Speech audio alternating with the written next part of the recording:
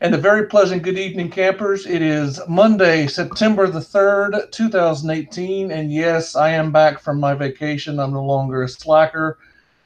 You're listening to the Connoisseurs of Wrestling. We got a full house tonight. It's going to be a great show. It's the first show of the month, so that means it's Hall of Fame induction time. And here to talk about today's inductee, we've got the crew, the full crew, nothing but the crew, the absolute best in the business. Of course, our newest connoisseur, George Atsamis. George, did I pronounce your last name right? 100% correct, Mr. Biff. Welcome back. Thank you. Great to hear you back on this show.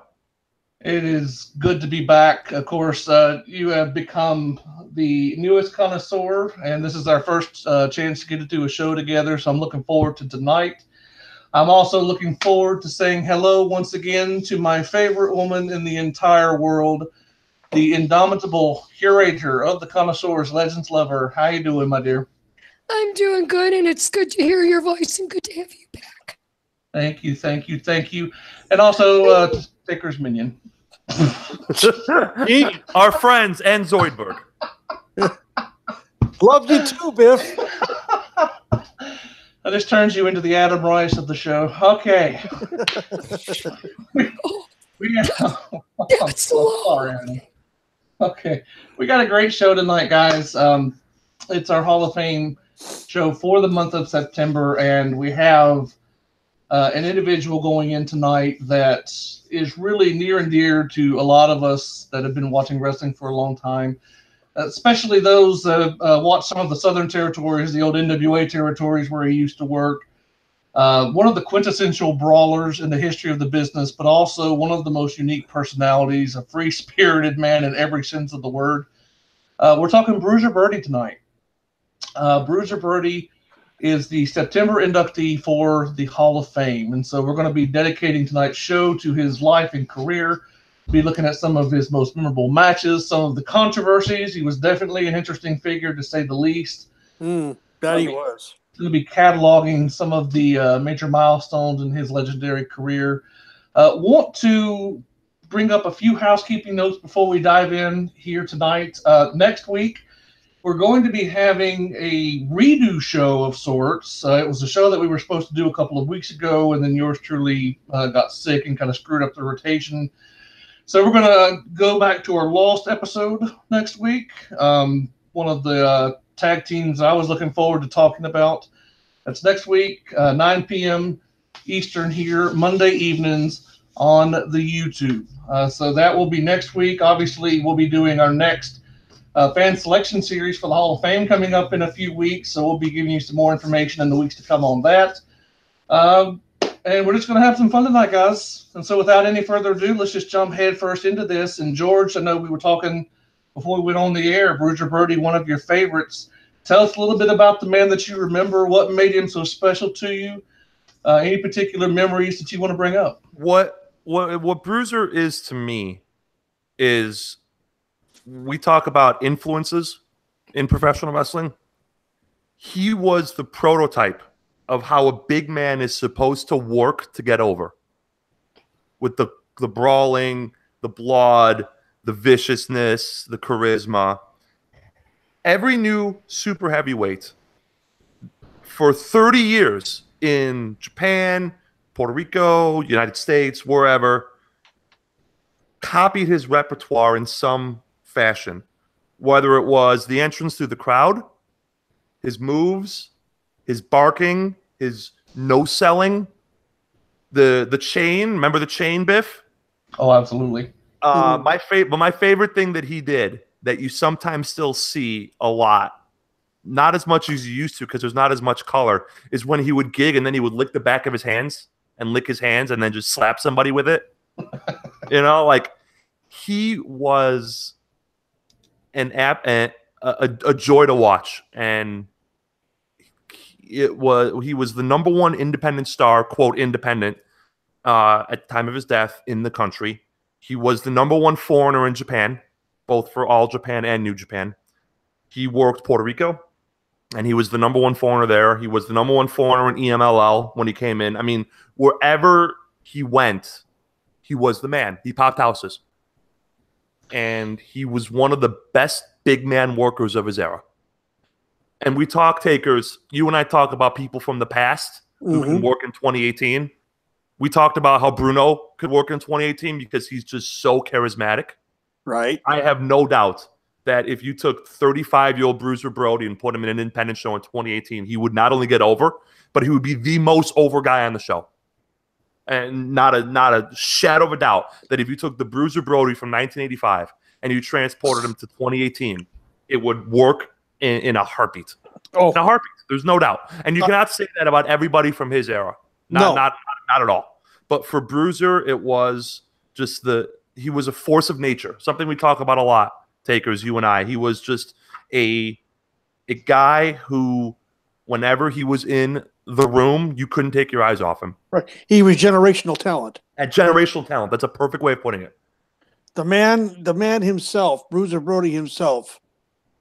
I would assume, I don't know, but usually the big guys like that are some of the most gentle, easygoing people away from the ring. And he just had that look. But the minute the quote unquote lights were on, and it was time to work, he would go out there and he'll work with you unless you piss him off. Yep. And if he didn't respect you, he respected Sam Muchnick in St. Louis. He respected Harley Race in Kansas City. He respected Vern in the AWA. He respected Stu Hart, because who the hell doesn't respect Stu Hart? Right. The guy he respected most of all was Giant Baba in All Japan. And you look at some of the stuff he did in All Japan. Like I have tapes of. There's a match. I think I sent it to you maybe a month ago, 2 months ago. Bruiser and Stan Hansen against the Funks. And It's just unbelievable. It's the crowd is just jumping up and down, and it's just like it's the perfect match of its era, and like 83-ish, 84, and he is a force of nature and a talent. Well, in the late 70s, early 80s, early to mid 80s, he wrestled in Chicago quite a bit. Oh, I'm sure. For Bob Luce's promotion, which was the Windy City Wrestling, basically. Did you get a chance to see him? No, I wasn't there then. But I talked to my grandfather, who went every week without fail. And they said they actually had a match in Chicago because you had Dick the Bruiser going against Bruiser Brody at the amphitheater. And from what my grandfather told me, if I remember correctly, because it's been a long time, but if I remember right, he said that they had a match that the loser could not use Bruiser anymore. Oh, wow. Yeah, that was the stip. And you know who won. Yeah. But you see, that was another, Dick the Bruiser was a generational talent. He was charismatic as all hell. And he was a heel in his entire career, and was over, and people loved him. The same thing with Brody. Bruiser Brody was a heel. He was never. You never saw him work babyface. He'd always come in to try to take down the top face. He didn't a lot of times, but it was depending on who he was working for. Well, in World Class, I think that he had a pretty sizable run as a babyface, but that was because you had such monster heels in World Class. Oh yeah, you had Sasaki, and you had Kamala, you had Abdullah the Butcher. Oh, those Abdullah the Butcher wars. Great Sasuke, right? And in World Class at the time. Yeah. Yeah. You had Muda. Yeah. Kabuki. And Kabuki. So there's 4 great heels right there. Yeah, absolutely. But for me, the legacy of Bruiser Brody is the guy more or less invented, maybe a little strong, but he definitely popularized. Wow, let's enunciate. He definitely popularized the crowd brawl style of wrestling, and was maybe one of the best at being a brawler while still being believable at it. Yes. And to me, the best. He's one of the 2 best brawlers of all time. It's either him or it's young McFoley, like ECW McFoley or WCW McFoley. Like those are the 2 best brawlers of the past 30 years, and it's not even close. Yeah, well, if you want to really stretch it out, there's a wrestler currently on the WWE roster who kind of looks a little bit like him. Looks just like him. I know exactly who you're talking about. Yeah. We're talking about Luke Harper. Yeah. And not even that. Oh, go on. But here's the thing. What was Luke Harper's independent name? It's Brody something, right? Brody Lee. Yeah, and there's a guy right now named Brody who looks just like Bruiser. He just on the independent circuit. He just covered in tattoos. Only difference. Yeah. So I mean, there's influence right there. And one more piece of influence, then I'll cede the floor. Bruiser Brody's ring gear was trunks, fuzzy boots, long hair, beard, and a wrapping on his left forearm and bicep. Now, did I just describe Bruiser Brody or did I just describe Daniel Bryan? And that's absolutely intentional. He's mentioned that he wears the boots in honor of Bruiser Brody. Yeah. The Bruiser Brody was his hero. Yeah, and it's funny that a guy who wrestles the exact opposite of Bruiser Brody would use Bruiser as his hero, but it's really not, because even though Bruiser was a brawler, he still knew all the little stuff to get over. Yeah, he could do the chin lock. He could do the snatching lockup. You know, the actual real lockup. Yeah, and then turn it into a head like a grind. You would see that, and it's like, the things you and I have talked about in the past, George, is they don't do that anymore. Nope. No wasted motion with him either. No wasted motion. Everything he did, he sold. He put his heart into it. He made you believe that he was going to grind this guy's ears off with his forearms. Mm-hmm. Well, I want to approach that subject for a moment, because Sure. George brought it up, and you're kind of touching on it now. You're talking about the style that Brody wrestled, and it's fair to say, George was kind of hinting around at this. I think, in terms of the brawling wrestler, there's always been brawlers on the regional scene. In Memphis and Continental, you had guys like Roughhouse Fargo, and in the AWA, Mad Dog with Sean was, tremendous as being just the man, a piston. I think what Brody brings to the table, he's the first true brawler to become an international star. That's the hallmark of Brody. He not only was a big regional star, but he went over to Japan, and honestly, although, Gaijin performers had wrestled in Japan, as recently as the 50s and 60s, it was the Funks, it was Stan Hansen, and it was Bruiser Brody that really opened the door for Western performers to get over in Japan and become truly successful. And so you take Brody's work in Puerto Rico and all of the various promotions he worked in the States, over in Japan. He's the first international superstar that's primarily known as a brawler. Would y'all agree with that? Agreed with that. And touching back on your subject about gaijins in Japan, every single Westerner who wrestled in Japan post 1988 owes a legacy to Bruiser Brody. Absolutely. Whether it's Vader or Scott Norton or Brock Lesnar or AJ Styles or Kenny Omega or Joe Doring or whomever, they stand on the shoulders that Brody and the Funks and Stan Hansen, and even if you go further back, the Kangaroos and whomever. But I mean, you look at the popularization of the big menacing foreigner and how that's such a trope in Japanese wrestling and has been since the beginning. Oh yeah. And Brody was the personification of that. How he was perfect at that role, at the big menacing foreigner that could get the baby face over, whether it be Baba or Noki or whomever. Yeah. You mentioned the Kangaroos. Jeez.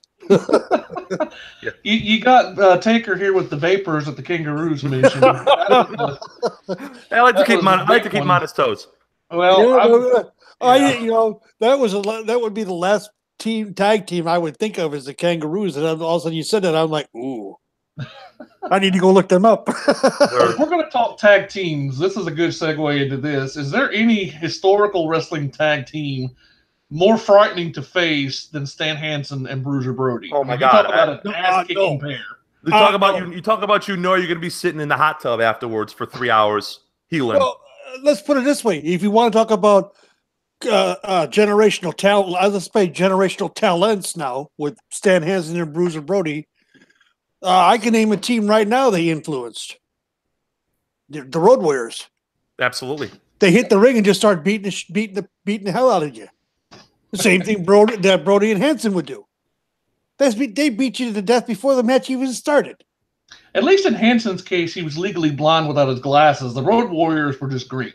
Yeah. And I love the Road Warriors. That's not a knock on them. They were awesome in their act. But, I mean, Hansen and Brody, we're talking a different level of in-ring competitor. They were not just the mindless brawlers that people might think them to be. Stan Hansen and Bruiser Brody were excellent in the ring. They could brawl, but they were great workers. There's a distinction that I think a lot of people miss about them. Well, now you look at a tag team that's currently one half of the tag team is on the shelf once again with an injury. The Bludgeon Brothers, Rowan and Harper.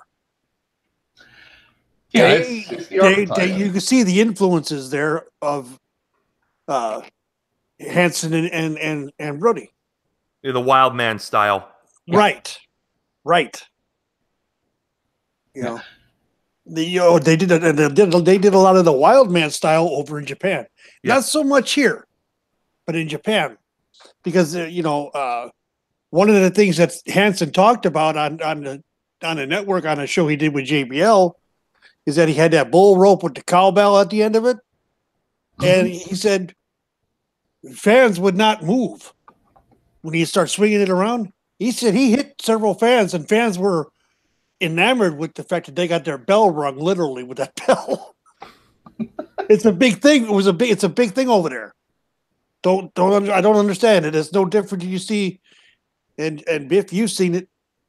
People get smashed by the 400-pound ricochet that fall out of the ring. Oh, in sumo, absolutely. Yeah. And they consider that great. They consider that a good luck. It's like, what? I'm not sure that I would consider getting my bell rung by Stan Hansen to be good luck. If I survived it, maybe. If you can survive Stan Hansen, maybe, you've made it out of the worst of life. So you got a guardian angel, for sure, looking out for you. Yeah, so, we talk about that wild style of tag team wrestling, kind of the crazy brawler gimmick that Hansen and more so Brody kind of portrayed in Japan.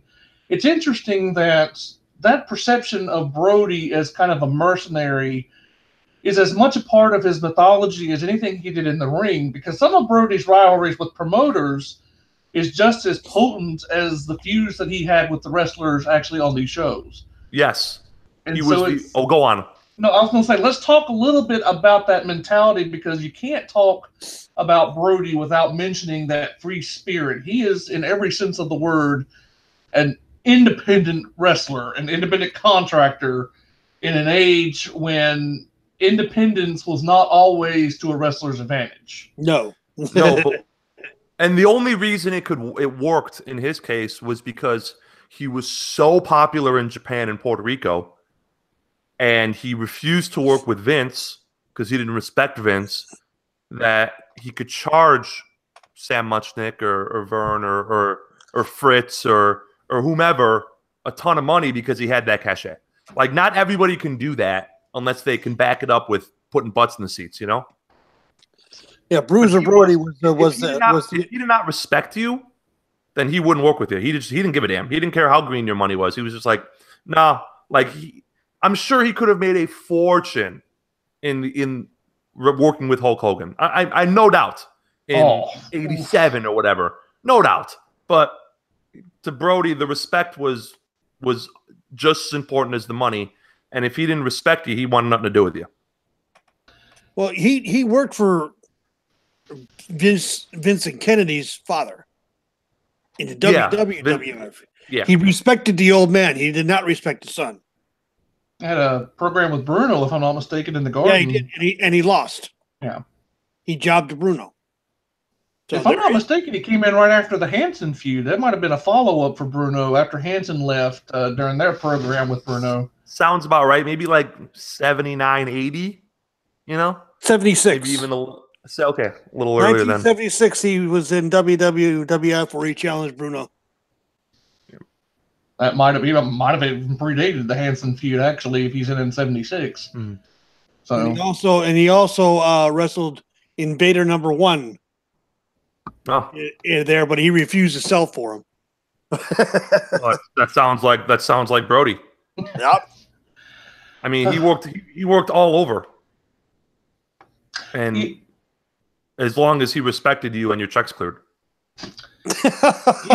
He's a more mercurial version of Dick Murdoch in that sense. Dick Murdoch also had that free spirit about him, but Dickie wasn't nearly as hard to work with as Brody. Brody, if he was upset, he would let you know, and if you didn't fix it, Brody was gone. Yep. But, I mean, we look at Brody's body of work, and he wrestled everywhere, and part of that was because of that free spirit we've been talking about. But at the end of the day, it's not just who Brody was, in the business. Brody was a star. Brody had box office appeal wherever he went, and that's a testament to his ability to get people into the building. Now, whether they were coming to the building to see the virtuous babyface knock off the big monster, or if it's down in Dallas watching the big monster take on Skandor Akbar's villains, either way, Brody is putting them into the buildings, and that is the hallmark of success in a wrestler, particularly one who is kind of a gimmick. And I don't mean to disparage Brody in any way when I say that. It's just Brody was not the kind of guy that would go out and wrestle a technical masterpiece like a Dory Funk. He's never going to wow you with his chain wrestling. What Brody is known for is beating the hell out of people, and business was good in the 70s and 80s for Bruiser Brody when it came to beating the hell out of people. He was an absolute animal in the ring. Yeah. Plain and simple. Yeah, He put him in, and to make it even more fun, put him in a cage. Well, Lex Luger didn't have too much fun. No. But that's the respect thing again, though. Yeah, he Brody didn't respect him. Go ahead. Said Brody didn't respect him. No. Brody didn't respect Luger whatsoever. We should tell this story, because any story that winds up with chasing a guy out of the state It's a good story. Yeah. George, I know a little. I mean, I know bits and pieces. I know it was in Florida in the 85-ish, right? 86. Okay. I know January of 86. I know a little, but I don't know enough to tell it, to be honest. Do you guys know more better than I do? Yeah. Well, I know he was a cage match with Lex Luger in Florida in January. And in the middle of the match, he just quit working. Well, this is kind of complex. You have to understand what's going on in Florida at this time, because Florida for years and years had been the purview of Eddie Graham. Eddie Graham and Championship Wrestling from Florida, who taught Dusty how to book, among other things. And Cowboy Bill Watts. Yeah. He was Eddie Graham is like the godfather of 80s booking. Yeah. Like any major promoter in the 80s, whether it's Fritz, whether it's Fritz, Cowboy Bill Watts, Dusty from Crockett, they all had ties to Eddie Graham. And even Vince Jr. and Sr. worked closely with Eddie. So Eddie was, like you said, he's kind of the godfather of the wrestling scene. Eddie Graham had passed away in, I'm wanting to say 1985. I will have to verify that. I'm wanting to say it's 85, but this is during a period of turmoil backstage in Florida. And what basically happens is Bruiser Brody is asked to put over Lex Luger. Lex Luger had just broken into the business.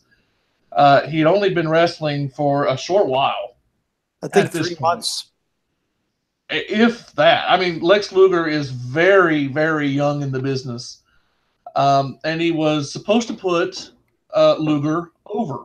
And so what wound up happening was, as they got into the cage, they started working, and then Brody just decided to go into business for himself. The legend is that Brody, in order to scare Luger, which it wasn't so much that he had a problem with Luger as he had a problem with putting Luger over. But the legend has it he actually taped razor blades to his fingernails. And he starts showing these razor blades on his fingers, and he scares Lex Luger so badly that Luger, in the middle of the match, jumps up onto the top rope and actually climbs over and out of the cage. leaves the ringside area, gets into his car, and hits I-95 north, and he doesn't stop driving until he's out of Florida.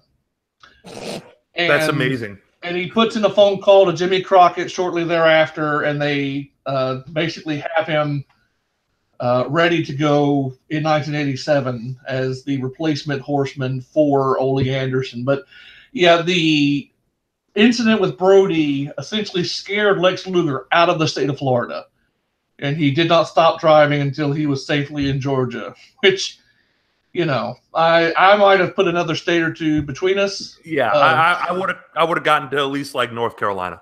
Yeah. Can't be too careful. No, definitely not. And that's not the first time that we had people that fled from Florida. There's a famous story. This is a complete aside, not anything to do with Brody, but the honky tonk man, Wayne Ferris, him and his partner Larry Latham also fled from Florida from the Briscoes, who they were worried were going to beat the crap out of them for refusing to do a job. So for some reason, a lot of these classic wrestling stories about people fleeing for their lives from Florida just happened to coalesce around this territory. It's Florida. There's something in the water. Yeah, you get south of Orlando and stuff gets real. So. Yeah, exactly. Yeah, Brody scared a young Lex Luger. He didn't quite scare him out of the business. And whether you like Lex Luger or not, I guess that depends on whether it's a good thing or a bad thing. But that did transform. I thought Luger was pretty solid till the WWF run with the Lex Express and him getting punked out by the count out at SummerSlam. But I thought WCW Lex, I thought, you know, this is going to piss some people off, but there are a lot of parallels with WCW Lex and Roman Reigns. You know, great look, mediocre promo, good enough, good in the ring. Roman's a better worker than Lex was. Roman on his worst day is better than Lex on his best. But, true. And just for whatever reason, the audience wasn't buying it. I will say this, and I'm going to throw this out there for anyone listening. If you have access to the WWE Network, I would heartily recommend you get on to the archives for WCW into 1989. Lex Luger's heel run as the U.S. Heavyweight Champion between the Great American Bash, Wrestle War, and Halloween Havoc.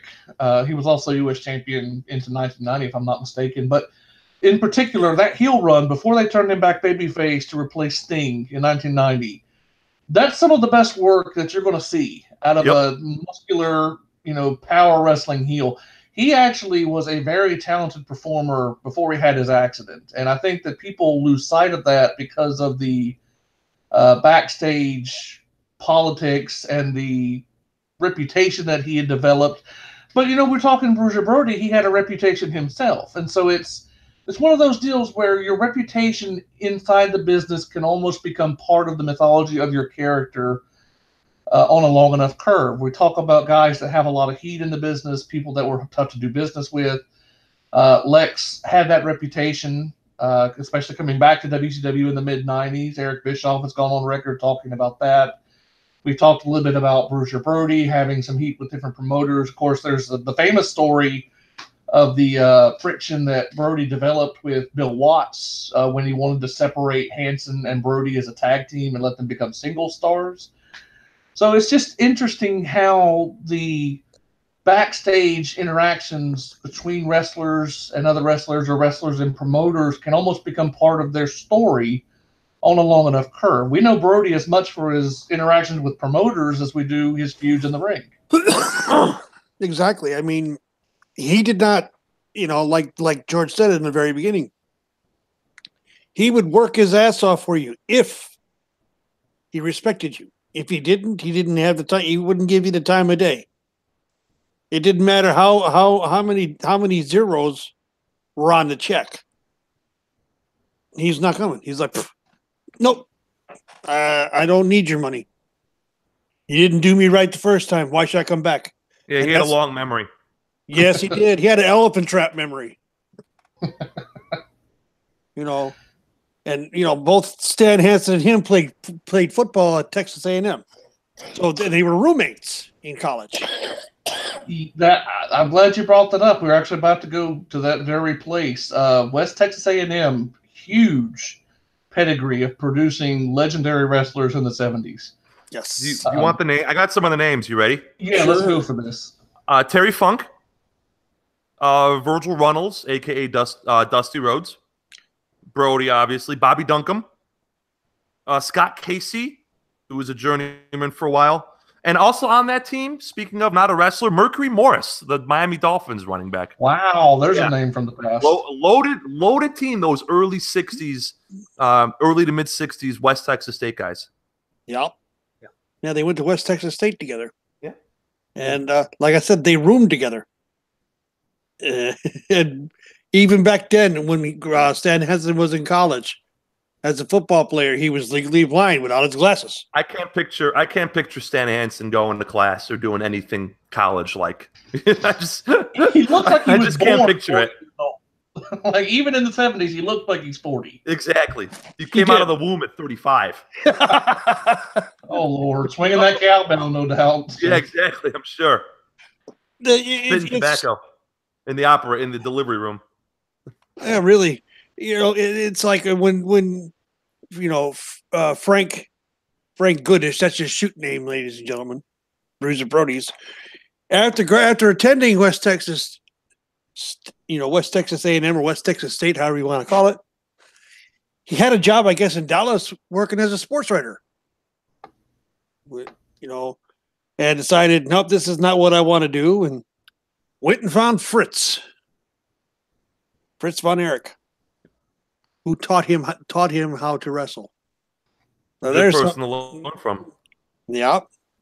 There's been a theme on this show and a trend that we have found early on when we were talking a lot of the wrestlers in the very beginning, wrestlers, managers. Vern Gagne trained a ton of people. Stu Hart trained a ton of people. Fritz von Erich trained a ton of people. He was the school that they had. Yeah, it wasn't Fritz so much as anymore. It was that, who was that? Gentleman Chris Adams. Down in Texas, yeah. Down in Texas, with Fritz's blessing, had the classes that Stone Cold Steve Austin went through. Mm-hmm. You got Biff, you probably know this. Takers, pop quiz. Do you know what move Chris Adams invented? Oh, the super kick. Super kick, yeah. Yeah. I am damn good. You are good. Yeah. So every indie wrestler should offer a thanks to Chris Adams. Every time they go out there. Yeah. Oh, every single indie wrestler. Yeah, you talk about the Young Bucks owing some royalties from All In to Gino's estate. Gino. I'm thinking of Gino Hernandez's tag partner in World Class, Chris Adams' estate. Yeah. But yeah, you can. You can just trace the lineage. It all runs through either the Midwest with Vern or Texas. It seems like everybody worth their salt either came out of Texas or the Midwest, or maybe the Carolinas or Florida, or don't forget Calgary. Or in Canada, you either had the Eastern Canadians out of Toronto with the Tunnies, or they were out with Stu out in Calgary. Yeah, we got about 5 big areas. Yeah, most of the training went on. Yeah. What's that? Said there's about 5 big areas. Yeah, that you could count for the training. Back then, yeah. That was Minnesota, Texas, Florida, Calgary. Calgary and Toronto. Yeah. The wrestling business just seemed to run through those territories at that time. And it is interesting how the territories kind of cycled from the 70s to the 80s, and how you had certain promotions in the 70s that were just kind of ruling wrestling, whether you're talking St. Louis, the territory out of the St. Louis region, whether you're talking about championship wrestling from Florida being big, Western State Sports with the Funks and Amarillo. Then you get into the 80s, and here comes Bill Watts with Mid-South Wrestling. It kind of explodes. Fritz in World Class catches fire. Crockett goes national. Mm-hmm. And as they're kind of on the way up, Georgia Championship Wrestling, big in the 70s. It kind of collapses in the early 80s. Portland starts to lose a little bit of luster around this time when they lose Roddy Piper to the WWF. But Don Owen always ran a really good ship up there from after the Second World War, pretty much up until like 1990. I think he was still running shows. Yeah, Don Owen and Paul Bosch are generally the two promoters from that era that are the most respected by the wrestlers. Yeah. They're generally the ones that are considered to be the best payoffs. Now, Portland was not a huge territory, but Portland survived longer than most, like Memphis did. Memphis didn't really shut down until about, 97? Something like that. So, Memphis, Portland, they last a little bit longer than, a Continental did in Alabama or Championship Wrestling from Florida did. Yeah. But, you just look at the litany of promoters, appreciating the territorial system as it was in the 60s, the 70s, and the 80s. And you look at a guy like Bruiser Brody, he worked on almost every major territory there was at one point or another. Just part of that West Texas A&M legacy of guys that just made a huge name for themselves. We were going over some of the names. You can bring out the Funks, Dorian Terry, Stan Hansen, Tully Blanchard, Barry Windham, Tito Santana, if we're going into the WWF days, Dick Murdoch, we mentioned him earlier. Just an incredible assortment of talent that came out of the Texas area. And, of course, Brody is a native Texan. So, it's fascinating to look at that style that Brody employed, and you can almost see the influence of Texas wrestling in that. Fritz was never a super technical wrestler either. He was more of the brawling type, and he wasn't quite the physical specimen of Brody. But you can see the influence that Fritz von Erich had on Brody's development, and Bill Watts for that matter. Absolutely. That southwestern style in Texas, the Mid-South region in particular, not so much in El Paso and Amarillo. They seem to have more of the technical flair with the Guerreros in El Paso and the Funks in Amarillo. But Houston had quite the assortment of brawling wrestlers. That was a big style in Houston. Dallas, especially under Fritz, the Brawlers always had a big part to play. Somewhat of a mix down in Southwest Championship Wrestling with Joe Blanchard. So that brawling style in Texas and Oklahoma, that really kind of plays into Brody's development. So when he comes up through Texas and he's training under Fritz and he's working shots for Bill Watts, you are seeing in Bruiser Brody the style that was really perpetuated in those regions. Brody simply took it to the next level with physical presence, charisma, and that uneasy aura about him that you don't know if this guy might not just go beat the crap out of the fans. Like, you don't know if you can trust your safety around Bruiser Brody, but that's what made him so great. Like, does he know this is a work? It's that question. Yeah. It was the old Terry Funk line. I think it was Terry Funk that coined this. He's like, you talking to the fans, I didn't believe any other match was real except yours. I knew your match was real. That's Bruiser Brody. Like, you might see Steve King wrestle Jose Lothario, and you're like, yeah, this is probably fake. You see Bruiser Brody beat the crap out of Abdullah the Butcher, and you're like, no, those two guys are really killing each other. This is insane. And it's funny, that legacy, 2 quick points. One, the other thing that Brody was great at, which was so important for his hallmark, was he was a really good bleeder. Yes. I mean, and that matters. If it's red, it's green, Well, let's put it this way, though, George. One of the reasons he was such a great bleeder is he would take 10 to 15 aspirin 45 minutes before he get in the ring. Yeah. Man, but he was a awesome bleeder, and it made everything look even that much more legitimate. And Biff, you talk about, like, everything on this show is fake, but you're real with Brody. I think one more Texan who carried that legacy forward was Steve Austin. Yes, in absolutely. his run. And which is why when he turned heel in 01, I know we're really bouncing on here. When he turned heel, it turned so many people off because he was like, well, you were real as the guy who hates his boss, and now you're fake because you're working with your boss.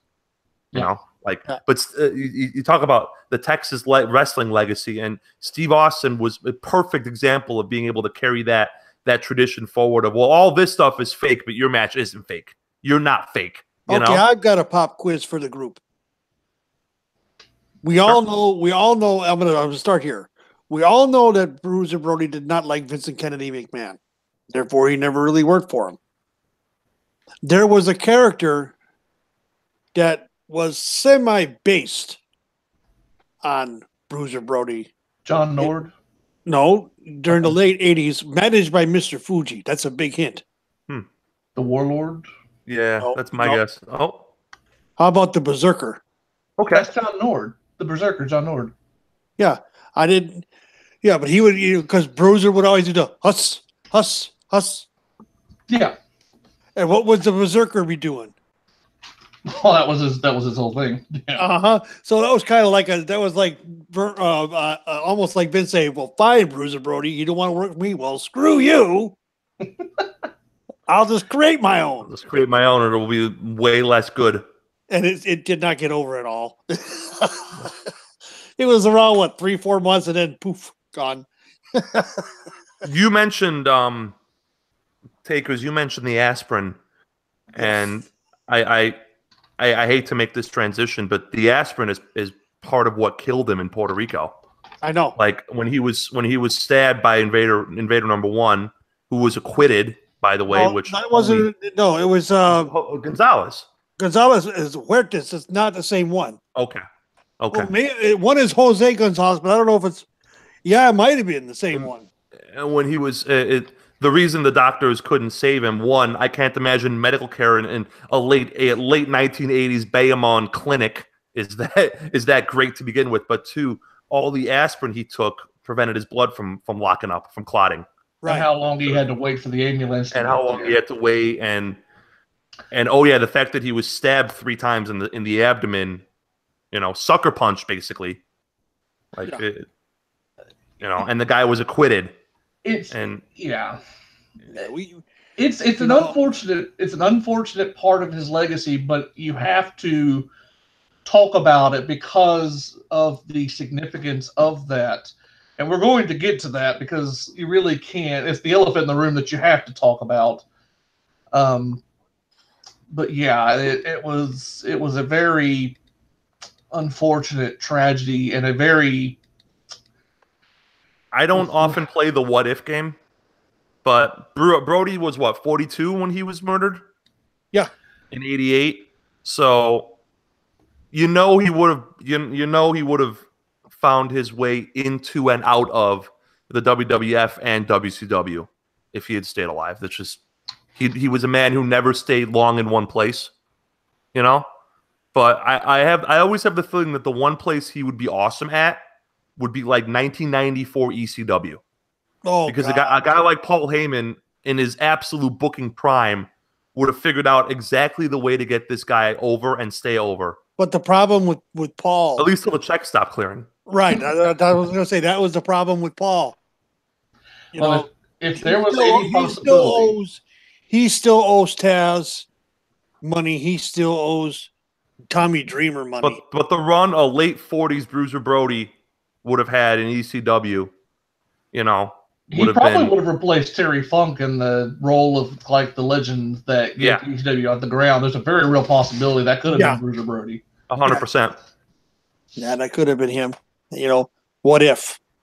Yeah, well, here's a what if for you. Sure. Bruiser Brody as an opponent of Hulk Hogan on the house show tours in 88, 89. Absolutely. There's a Baba wanted to do Brody versus Hansen in late 88/early 89 as well on a dream match, on a dream card. Yeah, on a dream card. And both of them, I think, had agreed to it. Yeah. And it was going to, I think, go off in November We're going to go off in October or November, if I remember correct. God, you're making me dig way back into the archives of my brain. Yeah, that sounds about right. And You know, I mean, and that would have been the main event. Would have been Brody versus Hansen for that card. yeah, Gaijin main event at a big show in Japan. That would have been a hell of a match. Yeah, it would have been, and it would have been a hell of a crowd too. Think about it. Think about this. 1990. He's let's say he stuck around till 1990. Or not. What was it? 90 was 19. I mean, 1996. He would have been. Say he was around. Say he was around in 1995, 96. A match with him and Undertaker. Yeah, or any. The options are limitless. You could have had him have one more run in All Japan against the Four Pillars, or even in New Japan against the Three Musketeers, and it would have all been great. Oh yeah. So much money was left on the table. Yeah. And Brody and Terry Gordy. Absolutely. Before Terry lost his fastball. Oh, yeah. Absolutely. Oh. Terry Gordy and Bruiser Brody working for Baba in '89. That would have been magic. Yes, it would have. Or even like a younger, or even Brody in that, not in the Stan Hansen role in All Japan, because he would have been older by then, but Brody as the 1B foreigner to Stanton's 1A in All Japan, wrestling guys like Misawa and Kenta Kobashi and Jun Akiyama and those guys, and it just the possibilities are absolutely endless. Brody murdering Kawada would be a license to and it would have gotten Kawada over. Oh yeah. I mean, Abdullah talks about how he would lose to Brody and the crowd would be more invested in him than before the match started. Like, it's very hard to get someone over in defeat. You need a special talent. And Brody could do that. Both booking and wrestling, but Brody could absolutely do that. But the same thing could be said about Butcher, about Abdullah. Yeah, absolutely. He had that innate talent because he has publicly stated he was brought in as a cooler sometimes for a babyface that was a little too hot. So they would bring him in to cool him down and get he would get a little too mouthy with the promoter or something, and they would bring Abdullah in to knock his ass around a bit. Full disclosure on Abdullah the Butcher, he was one of 3 wrestlers that scared the living hell out of young Biff. Just let me. Mine is Vader. Oh, when Vader broke Gorilla's ribs in like '94, I was like, oh no, you're gonna kill him. And like Sting and when Vader beat Sting, and it's just young Vader was the one for me. And we talked about it earlier. Vader being successful in Japan is because Brody plowed the fields for him. Yep. For every big man that's ever gone. Well, if you want to look at it, 2 people actually plowed the field. 3 people actually plowed the fields for the Gaijin wrestlers over in Japan. Stan Hansen and Bruiser Brody, of course, but we forgot one name. Andre. Yeah. Ooh, absolutely. Yeah. Absolutely. We'd be remiss not to mention him. But I mean, Kenny Omega is IWGP Heavyweight Champion in part because Bruiser Brody made it acceptable for Gaijin to be at the top of the card. Like that. Yeah. That's absolutely a stone cold block in my opinion, in my view.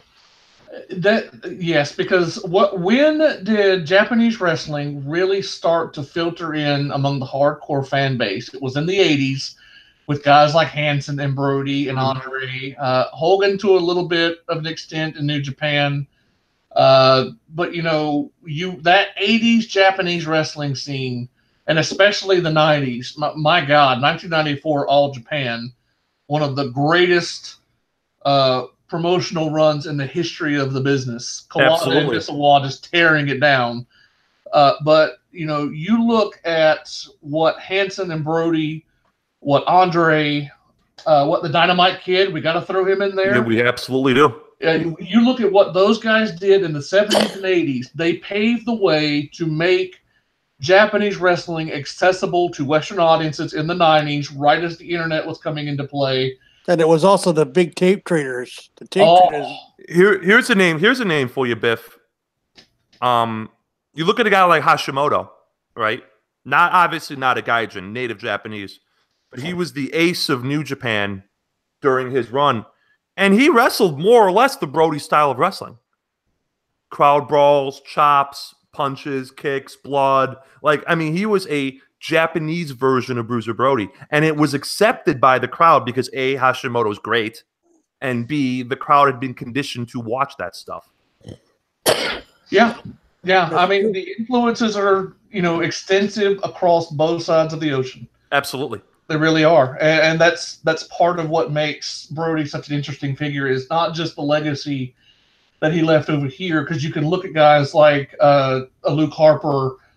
You can even look at guys like Bray Wyatt that are making careers out of being essentially brawlers, and how Brody kind of made that acceptable for top stars to be more brawlers than they were technical wrestlers. Because in the 80s, you had two choices. You were either a technical master or you were roided to the gills. And Brody comes along and says, no, there's a different way. I can make you a star, a completely different type of athlete. And you look at the influence here in the States, but you also look over in Japan. And, Brody and his style, while he was not as violent as some of the wrestling you would see in the 90s, I absolutely believe that he influenced a lot of the deathmatch scene with 100%. that loud and, that vicious style. I mean, that was a huge part of the 90s Japanese wrestling. Yeah, that FMW stuff, FMW, Yeah. IWA King of the Deathmatch tournaments, FMW. The death match, the C4 matches, and exploding ring matches that all that stuff. That Terry Funk and who Mick Foley had, and Foley actually had a chunk of his arm blown out. Two guys from that scene. I didn't mean to cut you off there, Taker, but it just dawned on me. Two guys that actually credit Brody with a lot of their success and getting them interested, that were a big part of that 90s Japanese scene. Masato Tanaka and Mike Awesome both credit Brody as being a big influence on them. So there you go again. Brody's legacy just kind of shining through. Yeah. He touched so many.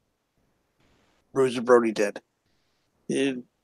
Style-wise, he was able to innovate and have the brawling style become accepted, not only in America and in Japan, around the world. We wouldn't have the wrestlers like Walter now, if it weren't for Brody. Because Walter's just a flat-out big man who just goes and just beats the holy hell out of you. I mean, look at people's chests when he's done chopping them. I would rather not look at their chest because it's a little bit disconcerting. But he turns them into Grom. He turns them into hamburger. Him and Roddy Strong. Ugh. And he has no remorse. And that was one thing. Brody had no remorse for whatever he did. He showed absolutely no remorse in the ring. He made you believe he was going to kill that guy. And that's what is, I've said it before and I'll say it again. That is what is missing from today's wrestling. Well, I mean, except for Walter, who is a fitting legacy to the Brody tradition. Is a guy like Walter. You just mentioned him. Wrestling is fake, Walter. But there's nothing fake about Walter, and that's just like Bruiser Brody. Uh-oh. Yeah. So that's a good modern analog. A little loose connection there, George. Oh. I heard you kind of cut out a couple times there now. Okay. I mean, I can hear you fine. Can you hear me? I can hear you fine now. Okay. I was saying that Walter is a great name, Takers. I'm glad you brought him up because he is 2018 Bruiser Brody. Yeah, he is. In almost every way, shape, and form. The authenticity, the charisma, the violence, the viciousness, but the connection, and it's all about the connection. Yeah. Visceral. That's probably the best word to describe what Brody brings to the table. It's a visceral experience. Great word. Yes. I want to get Legends. I want to get Legends over to jump in here for just a second because I wanted to bring this up when we were talking about the influence that Brody had, and you had mentioned some of the training kind of hot spots. Growing up, and as your fandom kind of developed, Was there a particular style of wrestling that you gravitated towards? Did you enjoy the brawling? Were you more interested in the technical wrestling? Because I'm going to get Taker and George to jump in on this as well, because it's a very interesting dichotomy that some fans have about the style of wrestling they most prefer. Did you have a preference when you were kind of becoming a wrestling fan? You mean I started out with when I started out, I was with Crusher and everything else. So you had a lot of the brawling. But I go for more of the technical wrestling. And George, you mentioned that you had grown up and you were really fascinated with Brody. Would it be fair to say that brawling style kind of appealed? The brawling stuff is always. I grew up in a WCW household. I was born in '84. My dad watched and watches wrestling, all the time. But we were a Four Horsemen WCW household. We were not a WWF household. I'm liking you more all the time. Yeah, so I grew up watching that stuff. So the blood, the brawling, that stuff always really appealed to me. And I remember being a kid in my 10, 11, watching the It wasn't until I started watching the WCW cruiserweights that I really fell in love with that Mexican-Japanese hybrid style, Yeah. So, but growing, like my first wrestler that I was afraid of was Vader. And Vader's, God bless him, is not a technical wrestler. So Vader is a brawler in every sense of the word. So I would have to say that I was attracted to that style as a kid. You grew up with the WCW area. Yep. And where with me it was the AWA. So you Well, I'm a little younger. By the time I started watching this stuff, it was more or less Crockett / WCW and WWF. Yeah, because the AWA was basically gone. It was more, was gone by then. Yeah, because with me, like I said, it was AWA. You had Crusher, Dick the Bruiser, and all them. So you did have a lot of the brawling, which everybody loved. But as I got older and as time went on, I got more into the technical wrestling, more of the sport itself. That honestly, that's kind of what I was leading at, and that's kind of the story that a lot of people, and Taker, I'm going to get you to chime in here too, because it seems to me when a lot of people are just getting started in the business, they tend to gravitate first and foremost towards brawlers. It seems like the brawlers are the ones that serve almost as the gatekeepers and get you hooked. And as you become more passionate about wrestling, then you start to find, the technical masters. If it was a WCW, I'm going to rattle off the names here. Your Dean Malenkos, your Chris Benoit's, your Eddie Guerrero's. Young Brian Pillman. Yeah. Oh, my sweet baby Jesus. Brian Pillman was pre-car injury Brian Pillman. You said Benoit. All the luchadors and the Japanese guys, Ultimo Dragon, and Ultimo Dragon, Rey Mysterio Jr. Yep. And like you mentioned, Eddie Guerrero. It's that, but the brawlers seem to be the gatekeepers that get you in the door, because George was mentioning, his background with WCW. Everybody here knows my love for Crockett and my background in that. But how long have you been watching wrestling? Do you mind me asking? I started late '89, early 1990. See, you're a little before me. My first vivid memory is the Vader Sting feud, which I think was what, 92? Yes, thereabouts, right? Yeah, 92, late 91, early 92. Yeah. And it really got solidified with me with Vader Cactus Jack, which I think was like 93, 94. Yes. Yeah. You're coming in a little before I am, just for a frame of reference. Yeah, my first vivid memory, and this is vivid in the sense that it traumatized me. The first vivid memory I have is the Outlaw Ron Bass injury angle on Brutus the Barber Beefcake. Okay. Because they had the giant red X, and when you're 3 or 4 years old, that you don't handle the sight of the big red X very well. God, I'm really feeling old, because the first memory I've got of wrestling was 1969. Okay, you just eliminated my ability to say that you were 29 and holding, LL. So, I'm sorry that I can't work my magic anymore. Back then, I started with my dad loved wrestling. My dad was a friend of Crusher's. So that's how I got into that. And that's where I got into the brawling, because that's who I used to see.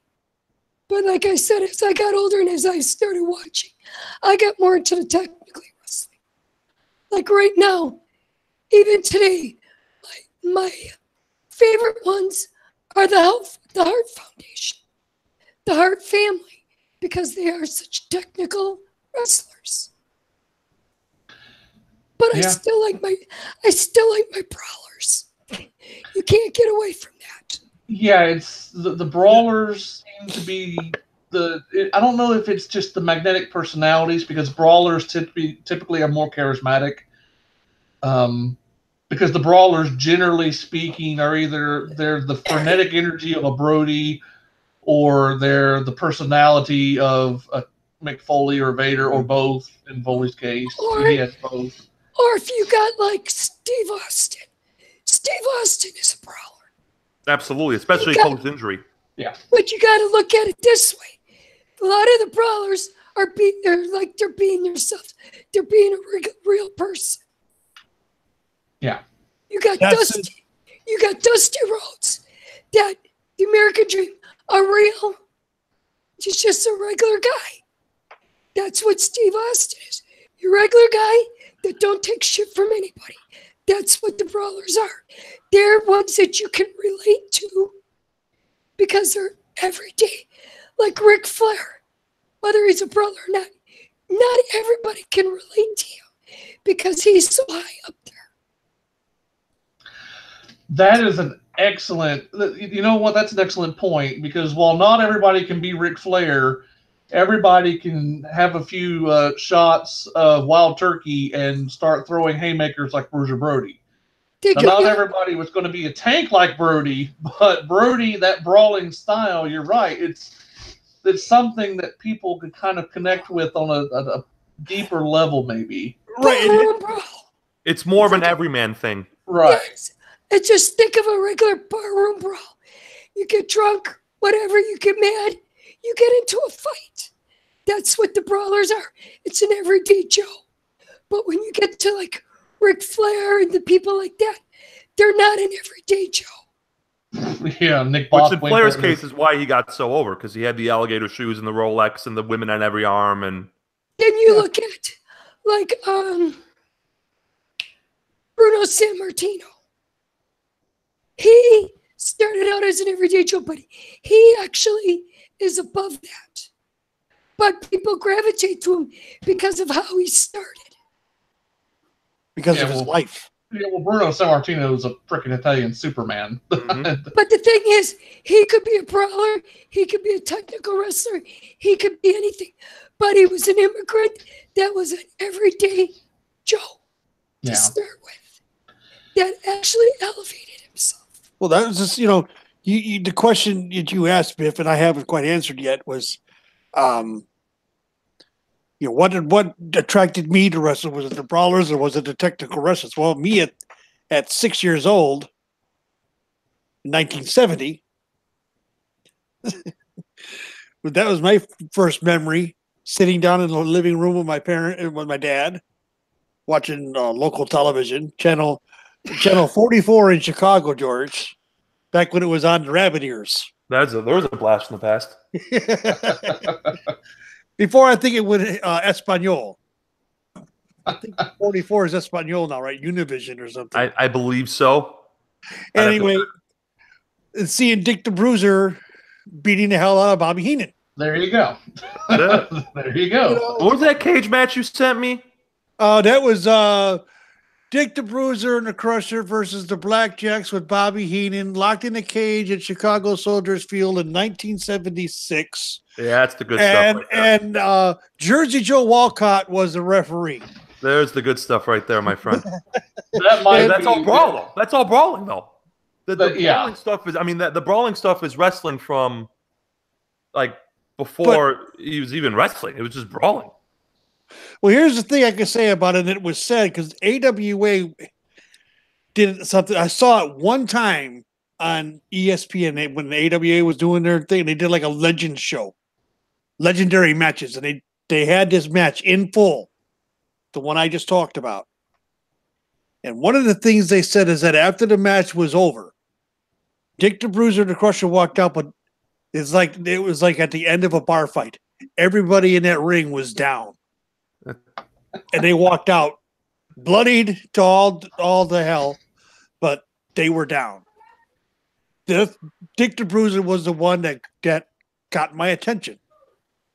You know, Dick the Bruiser, Ernie Ladd with his taped thumb. You know, that he would not let the referee check.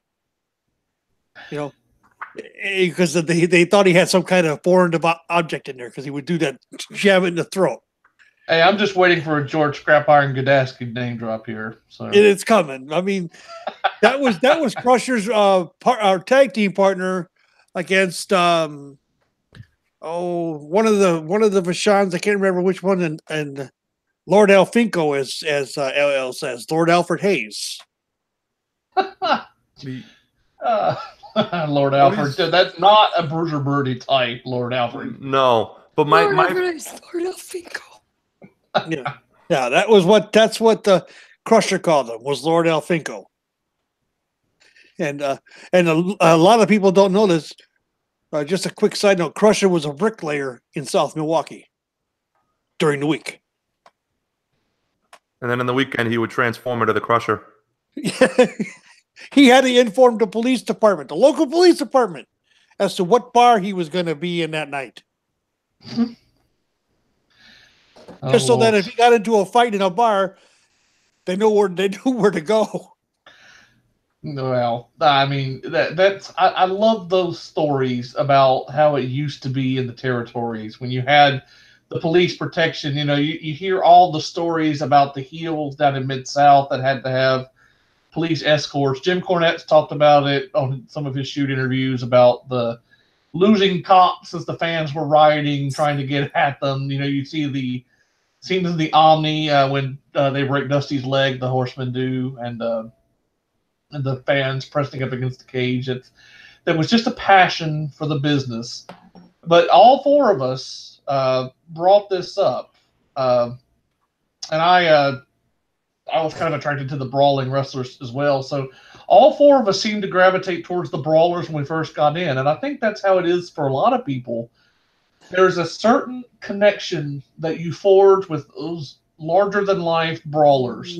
I don't think it's so much the brawlers anymore that are the ones that are selling that people are gravitated to. It depends on the era that you came into. I think, if you come in nowadays, you're into the moves. Right. Yeah, nowadays it's how many moonsaults you can do, or Phoenix splashes, or red arrows, you know, or the high flying. Wait a minute. Let's draw a sharp distinction here. If you're a fan of sports entertainment, you're attracted to the moves. If you were a fan of pro wrestling, when we all came in, it's the brawlers. There at the dichotomy there. I want to. Why do you think I love the Undertaker so much? Well, not necessarily either, because there's people that came in when they came in that are like wrestling. They came in and they like the technical wrestling. Oh, yeah, absolutely. I mean, I'm a huge technical wrestling fan now as well. I am too. But even when they first came in, some came in during the brawling era. Some came in during the technical, and then you got them that came in during the entertainment. So you got it. People came in both, but like with me and Phil, me and Taker, with our age, it was more brawling. You had more brawling than anything. Yeah. Well, I think George and I might be the last generation that kind of had that same general style that we broke in on. Yeah, because you guys broke in. I think that's a fair assessment, Biff. Yeah, when you guys broke in, you were coming in near the end of the brawling era, more to the technical. Because I mean, I can speak for myself only, but my first favorite wrestler was Sting / Vader, you know, but then when I got a little older, my next two favorite wrestlers were Bret Hart and Chris Benoit. Yep. Yeah. Same. For that Absolutely. Same two guys here. Same two, literally. You know, great chain technical wrestling. Exactly. And you know, and now there's a great chain wrestler in the women's division on Raw that is basically shit on by everybody Because of it. because it's what she does. And we all know who that is. It's the only woman to come out of the dungeon. That's Natalya Neidhart. And people shit all over her because she doesn't do anything. She doesn't do any high risk moves. She's a boring wrestler. No, she's a technical wrestler. Yeah, she's poor on the mic. I'll say that. But Brett wasn't always that great either. Yeah, Brett wasn't good on the microphone until '97, till the Hart Foundation, the 5-on-5 stuff. Right. Basically, the heel in the U.S. face in Canada, that stuff, you know. And he had Austin to play off of, which makes it easier. Yeah, it's like what we talked about last week, George. We talked about the Divas of Doom, and we talked about those two, and they're both quintessential company women that had honor, integrity, and they would be someone you'd want on your wrestling roster because you know you could trust them. We talked about this. With Bret Hart and Natalya, the way they are. With Bret, he wasn't good on the mic. He always had a mouthpiece. You had Jim the Anvil, or you had Jimmy Hart. There was always somebody. He had to actually learn later on when he was going out as a singles to start doing his own promos. And it wasn't until he turned heel that he actually started giving them real good promos. Natalya, once in a while, hers are good if she's given a chance. The problem with a lot of the promos today, though, is the scripting. Yeah. It's overly scripted. They need bullet but we're way off topic now. Well, I was going to say the scripting. It's the scripts of the promos, how they have them act, working towards specific cameras, even if it's not natural. There's a certain lack of realism that was absolutely necessary in the days that Bruiser Brody worked. That's what I miss about wrestling today is, and we have all seen them, the podium interview. You know what I mean? I miss the studio audience. That too. The studio audiences and the podium interviews. And you know what I mean, George? I do. The old World Championship Wrestling. There's Gordon Soley standing there, calling matches behind a podium, and then the wrestlers would come and be around the podium, and he would interview them there. I miss those things. I miss, the little interviews they do in the back. It would be one. It's still the same formula. One question, and they go on a promo. But it's not natural anymore. No, look at the ones that they used to have with the Four Horsemen in the back. With the curtain behind them and everything. Sitting there talking they got their promos, but the interviews, those were great. They might have had a bullet point, but they just ran with it. Those are the interviews. Those are the kind of things they need to bring back. The most natural sounding performers today are generally the ones that seem to be the most popular. Like, people buy into Dean Ambrose's character, they buy into that scrappy mentality, and it's real to them. And he get over. And there's another guy that's made a career out of brawling. Yep. That owes a lot to Bruiser Brody. And blood. Oh yeah, John Moxley on the independent scene, absolutely. But John Moxley. Oh God. I want to pull this into the discussion here for a moment, because we've tap danced around this, and I think it's time to solidify this. Would you be willing to say, I want all three of you to weigh in on this. Would it be fair to say that Bruiser Brody is one of, if not the most influential brawlers in wrestling history? Absolutely. Yes. Yeah, 100%. Not a doubt in my mind, my friend. I would. he was the innovator of getting the brawler over, like I said, not nationally but internationally, And around the world. I mean, you any promotion, even even the little small ones over in Germany, or the one over in Austria with Otto Vance, he would go and wrestle over there. Boom, instant sellout. Why? Brody's coming to town. He's going to kill somebody. He's going to beat somebody's ass. And everybody knew it. And they wanted to go see the spectacle. Bruiser Brody was the special attraction spectacle before it was the thing. It was the big idea, the big deal. He was a spectacle before Brock Lesnar was even thought of. Do we even think of him? Oops, sorry. You said that out loud. But I don't think there's anyone here on this panel that would disagree with me on that. Bruiser Brody was the spectacle before there was one. True. the legacy for me, for Brody, is the Zeppelin hits. He comes to the ring, swinging that chain, and he fights in the crowd. And that crowd brawl stuff is so ingrained in wrestling these days. And Brody was the first guy to popularize it. Yeah. You look at like Pentagon and all these other modern guys who are great at it. Su Yung, who are great at it. But, I mean, Brody is the archetype for the crowd brawler. He's the innovator of the crowd brawl. Absolutely is. There's probably the two most influential influences. The two most important influences on hardcore wrestling. Bruiser Brody as a performer who kind of set the template that a lot of brawlers would follow after, and the Tupelo concession brawl, which was so influential in the Japanese scene as well, with Mr. Onita. Masafuchi, and taking that style back. I think Jim Cornette kind of bemoans that a little bit these days, but yeah, you can't diminish the influence that Brody had on not only the brawlers, but in the hardcore scene as well, the wrestling out into the crowd. It's a very famous Legends of Wrestling episode about the badasses of wrestling, and it's an entire clip of Brody chasing Abdullah the Butcher around a bull ring in Texas, one of those rodeo arenas where they were running shows.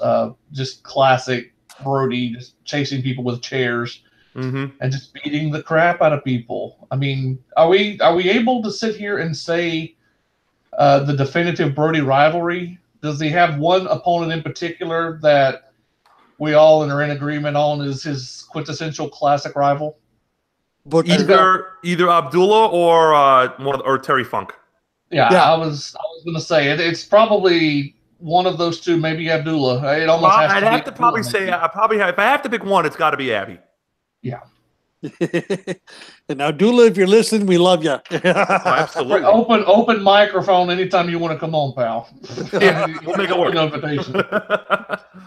But let me ask. I got a question for the group, and I want to hear what you guys think. You mentioned the crowd brawling and stuff like that. Would there be a match called a Falls Count Anywhere match if it were not for Brody?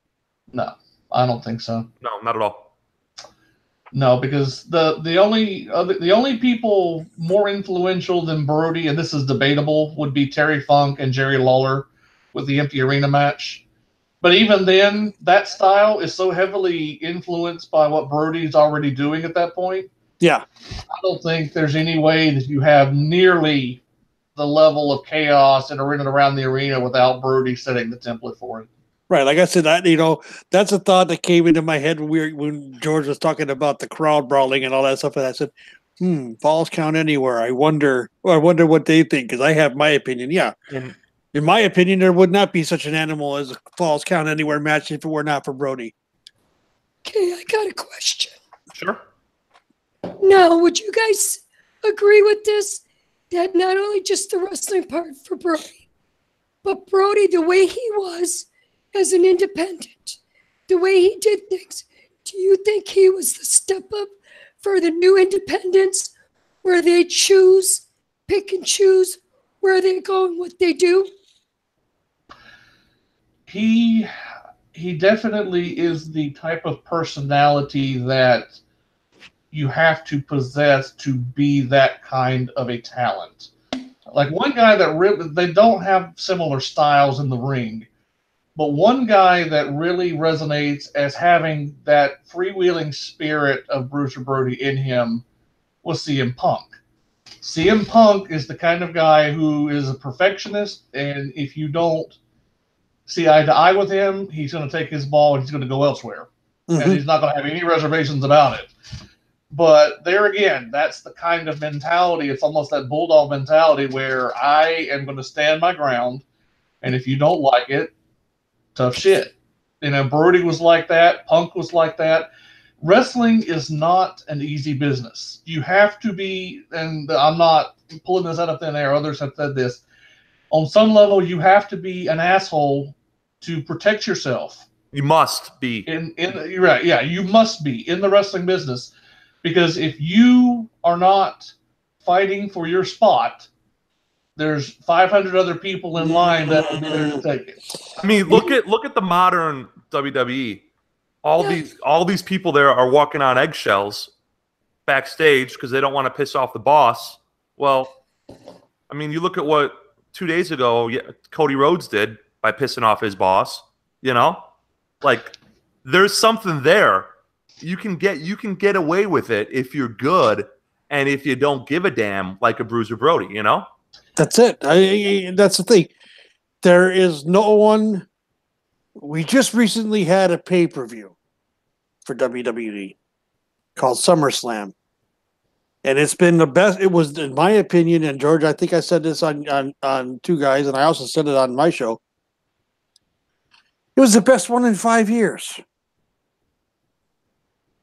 5 years. And the reason was everybody was out to top the match before. There were matches that didn't quite measure up. They tried, and you could see it. And it all started with the Intercontinental title match that started tonight. And went from there. Every match after that. And that's what it used to be. Everybody was fighting for their spots on the roster that night. And that's what you need to see every night. That's what you saw every night in the olden days. Yes and no. I understand where you're coming from, but like one of the things of the old days that is gone is that in the old days, if you weren't booked the way you felt you should be booked, you would just be like, all right, I'm out of here. I'm going to go work Memphis. I'm going to work Continental. I'm going to work South. I'm going to work wherever, you know? That's what I was going to say. At that time, you had the territories. You could go anywhere. Now you can't. Now you can. I mean, we just 2 days ago, 3 dudes with a checkbook put on a show that 10,000 people went to. Well, we're starting to see it return is what we're seeing. But what I meant is once the territories all disappeared, they didn't really have very many places. Well, for a lot of years, there wasn't. Yeah. And now with all and I see where she's going with it. Now with all the independent companies out there now, again, I think this time, if the independent companies were to, let's say, because Billy Corgan's got the belt, got the NWA, he owns the NWA. If he was to take and put them all under the same umbrella again and create something like the old NWA was, I think Vince would leave it alone. No way. He won't go out. He won't go out and try to shut them down. He'll cherry pick like he's been doing, but he won't do what he did prior to try to shut them down. I disagree. I disagree as well. I think that as long as he's in charge. Oh yeah, he wants to be top dog. Absolutely. I think Triple H would be more likely to let him alone and actually work with them than Vince would. But there's a word that's floating in my mind, and George, you touched on this about the eggshells that the guys walk on, the men and women walk on in WWE right now. The difference between the era of Brody and the era of the superstars that we see today, especially in WWE, there is no longer a meritocracy. In the old days, you merited your work and you made your push. Jim Ross is famous for saying this. You made your push. And if your work was not being rewarded in the manner that you thought it deserved, you could go somewhere else. But you always had the option. Now, in WWE, over the last 15 years, since the end of the Monday Night War, the meritocracy is gone. It's who the WWE wants to push. And that's never been more apparent than in the last 5 years. Agreed. And it's so refreshing what Cody Rhodes and the Young Bucks were able to do in Chicago. Now, granted, I don't want to get too excited. It was a one-off event. I would like to see them repeat the success again.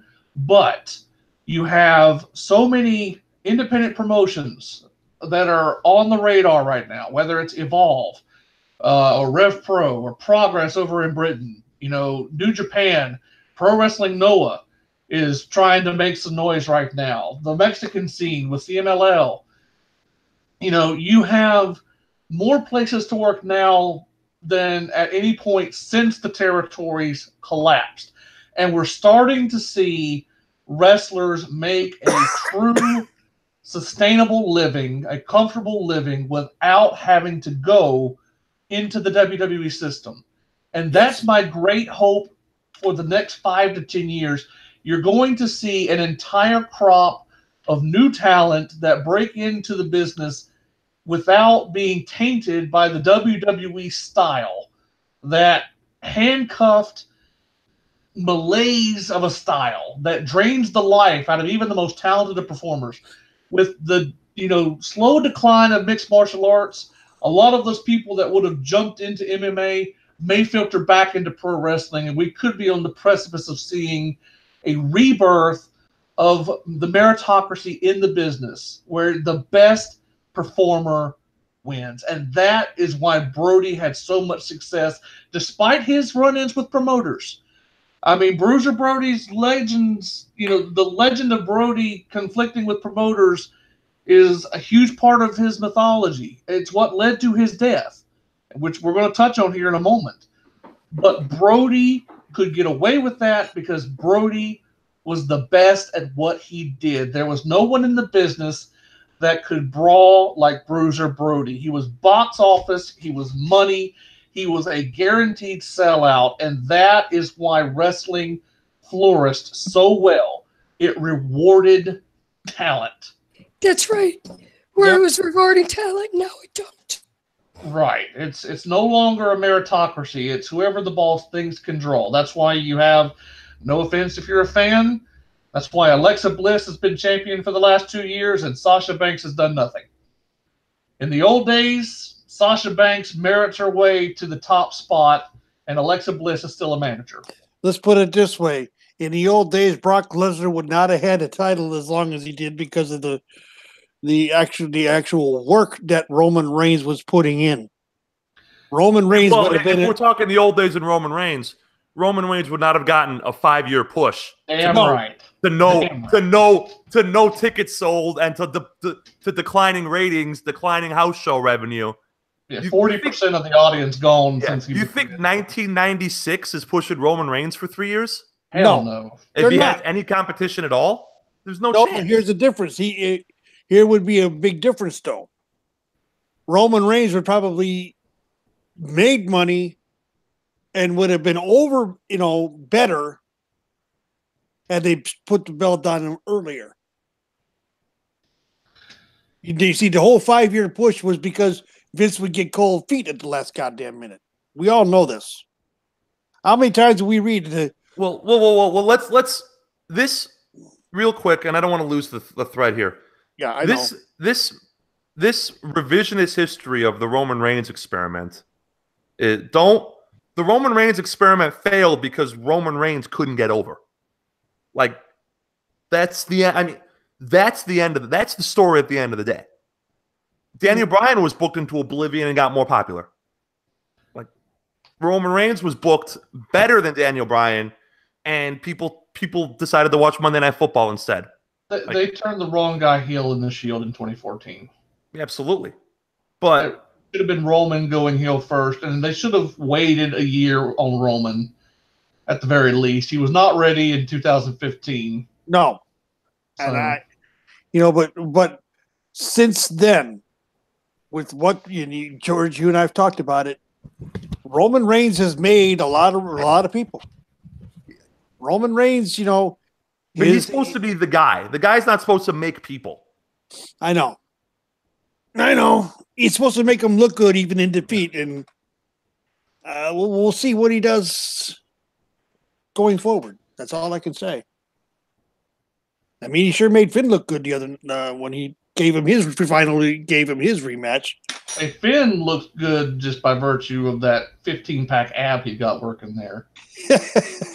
But let's not distract Finn's abs from Bruiser's hair. So right, that Bruiser did have luxurious hair. Which hair? On the face or on the head? Oh, all of it. Bruiser Brody was definitely a Head and Shoulders man. Yes, he was hurt conditioned for hours on end. Yeah, Brody.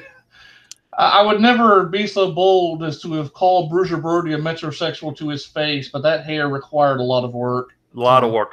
Okay, I got a good one for you guys. How do you think Bruiser Brody would go now? I think he'd be great. Against Braun Strowman. I would pay to see that match. I would pay to see that match, but I also know that Bruiser Brody, after 6 months of the WWE, would be like, screw this, I'm out of here. Yeah, he's punk. He's punk all like, over. I'm good. I'm going somewhere else. But I mean, one match. How do you think it would be between the two of them? I think it would be good. I don't think it would be great. Brody was a guy who worked a very specific style, but I do know that Brody wouldn't sandbag him like he did Luger. No. So, and I do know Brody would give him everything he had. Brody was a smart performer inside and outside the ring. He would know better than to try and sandbag someone's biggest brawn. Exactly.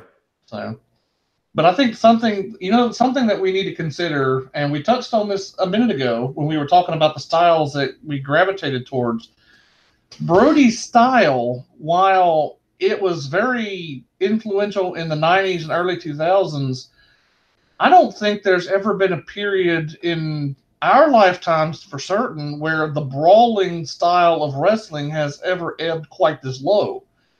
Because in the WWE, how many performers would you say are true brawlers? You have your Braun Strowman, your Bray Wyatt, your Dean Ambrose, your Bludgeon Brothers.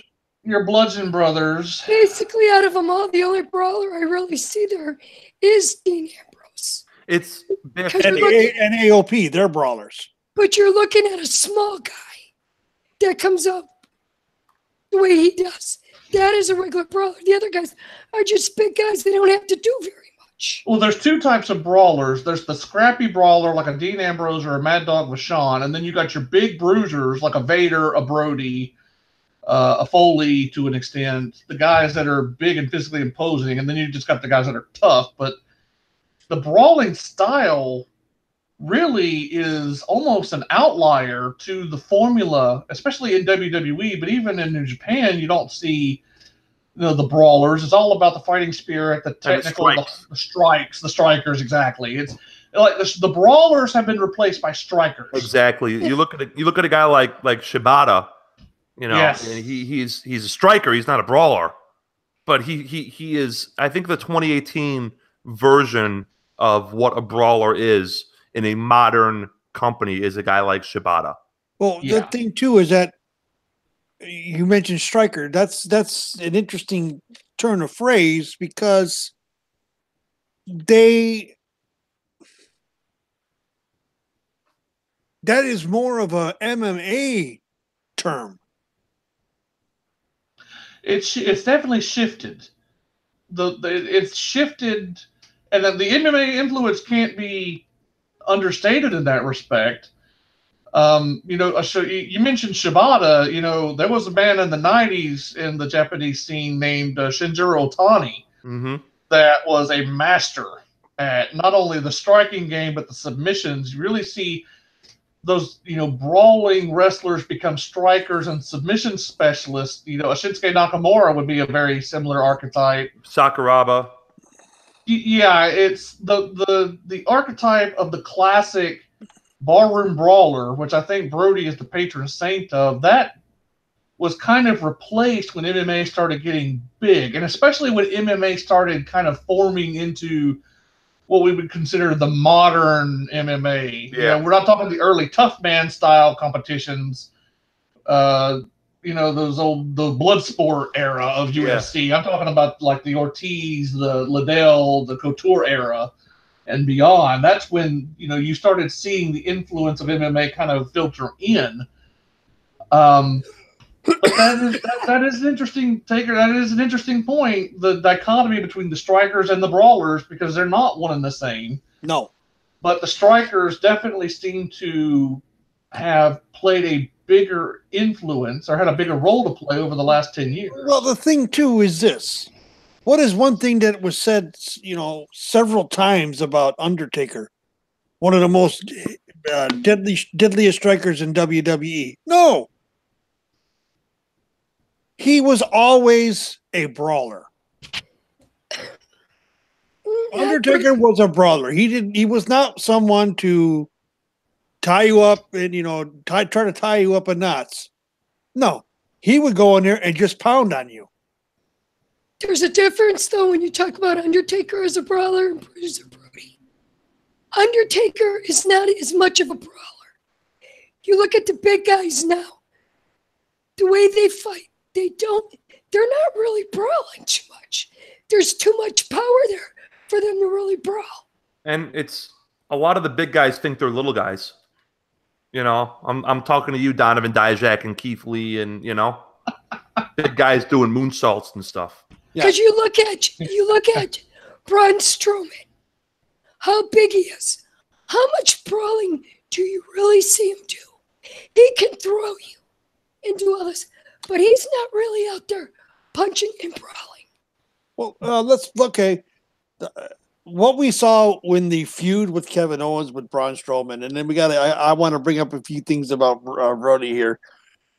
Because I'm looking at his list of championships and I'm seeing a particular championship that don't exist anywhere anymore that I know of. But in the feud with Kevin Owens, they were brawls, period. I mean, he basically was beating the snot out of him everywhere, throwing him off a 20-foot ladder, throwing him off top of a cage. Yeah, throwing. But look at the brawlers. That's a brawler move. But look in the olden days, you didn't just have. Excuse me. You didn't just have that. You had them sitting in your punching, all kinds of stuff, not just throwing. And I mean, literally, it's like a barroom brawl. That's how they would get. You don't see that no more. Yeah, you don't. That's the kind of brawling I'm talking about. That's the kind of brawling Bruiser Brody did. You don't see that. The only one I really see that with is Dean Ambrose. And then you're looking at a small guy. But I mean, every WWE wrestler, and and not just WWE, but it's most pronounced in WWE. They all have their set of moves that they do. Yeah. Right. You know? Like that's just the house style is. Okay, you have 4 or 5 of these moves that you do in every match, regardless of the circumstances, you know? Yeah. The brawling, for me, looks like it's actually going away from wrestling. Yeah. Like Well, you said, yeah. Well, like you guys said, the strikers. You're seeing more of that. Right. Here's something interesting. Like I said, I'm looking over the list of titles that this man held over his career. Okay. In All Japan, he held the NWA International Heavyweight Championship 3 times. PWF World Tag Championship once with Stan Hansen. Won the World's Strongest Tag Determination League in 1981 and 1983. 1981, he won it with Jimmy Snuka. In 1983, he won it with Stan Hansen. You know, down. Okay, world class. He won a title World with Class Jimmy Wrestling Snuka. Association. Okay, he won NWA American Tag Championship 3 times with Kerry Von Erich. Okay. Jesus. NWA Brass Knuckles Champion, Texas version, 8 times. Brass Knuckle matches. Ladies and gentlemen, if you want to know what brass knuckle matches are, that's the title you don't hear about anymore. Is a Brass Knuckles Championship. No, you don't. Basically, that's tape fist matches. Then those were usually bloodbaths. Long story short. I think one way to sum up what Brody meant to that style of wrestling, and this is something that I was actually not aware of until just now when I looked it up, and I thought it was so apropos that he's the subject matter tonight. We were talking about the dichotomy between the brawlers of the territory era versus who would be considered a brawler today. And I was looking at the Wrestling Observer newsletter awards, and they have a category for best brawler. Yeah. The first 10 years of the award, which I'm guessing is when the Observer must have started in 80. Bruiser Brody, Stan Hansen, Terry Gordy, Terry Funk, and that's the group. Okay, those 4 right there: Brody, Hansen, Gordy, and Funk. Yeah, are the first 10 years of brawlers. Now compare that to the last 10 years: Necro Butcher, Kevin Steen, Shibata, Ishii in New Japan, Morishima from Ring of Honor and Pro Wrestling Noah. There's a difference, but I want to point this out. The man that sets the table for everybody, any type of brawling, is Bruiser Brody. And that's why in the Wrestling Observer, the best brawler is named after him. The Bruiser Brody Memorial Award. That's the legacy right there. Yep. But you noticed when you say the last 10 years, you noticed it wasn't in any wrestlers that we know from the WWF, any of that? I mean, I have to fill out a ballot in 3 months for the Observer, and I'm going to have to pick a best brawler. And I'm probably going with Pentagon, to be honest with you. That's a good choice. Because he wrestles like Brody. He does. He does that crowd brawling. He does those. It's not a strike fest with him. It's punches and kicks and share shots and nasty and vicious. So and light tubes and light tubes and all that other stuff. Whatever he can get his hands on. Exactly. That's the Brody legacy. Is microphone cables. Is a guy like Pentagon, you know? Well, you brought up the best brawler award, okay? For you know when you said Hansen, Funk, Brody, and Gordy. From 1980 through 1984, that's 5 straight years. Brody won the best brawler. Yeah, and then again in 87 and 88, he won the best brawler award after he was murdered. So the last one he got was posthumous. Yeah, I mean that tells you something. He won 7 years out of a decade. I really think a guy like Brody, with his look and his style, would be a huge hit these days. He would be, because he'd be something different. Exactly. Yep. He would stand out.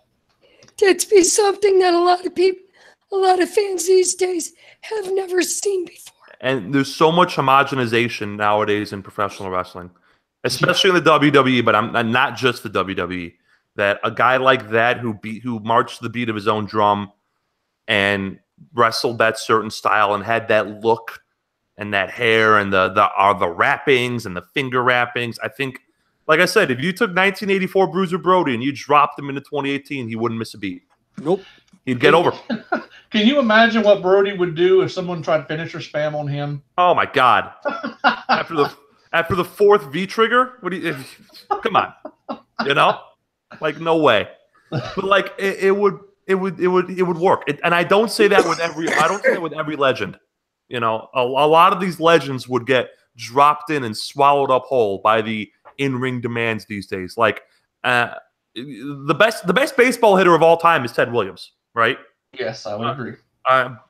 But Ted Williams never saw 99 mile an hour in the 8th inning from a power lefty. It didn't happen. You know, no. Ted Williams never saw the athleticism and defensively. Ted Williams never saw split finger fastballs or sliders or power curves, the stuff that we take for granted, you know?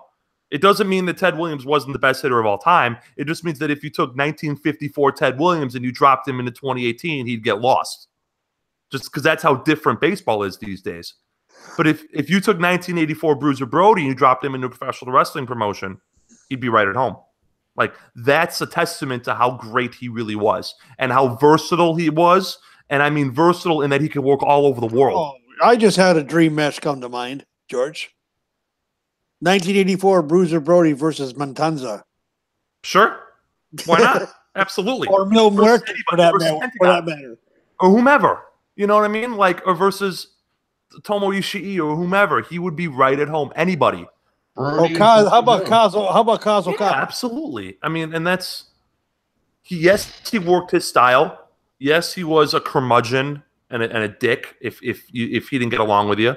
But that versatility to me is what stands out. And I don't mean versatility I mean versatility that he could adapt to any promotion in the world and any region of the world and get over. Like, wrestling is a universal language to a guy like Bruiser Brody. Didn't matter if you were cheering in Spanish or Japanese or German or English or French or whatever. He got over. And that's really that's his legacy to me.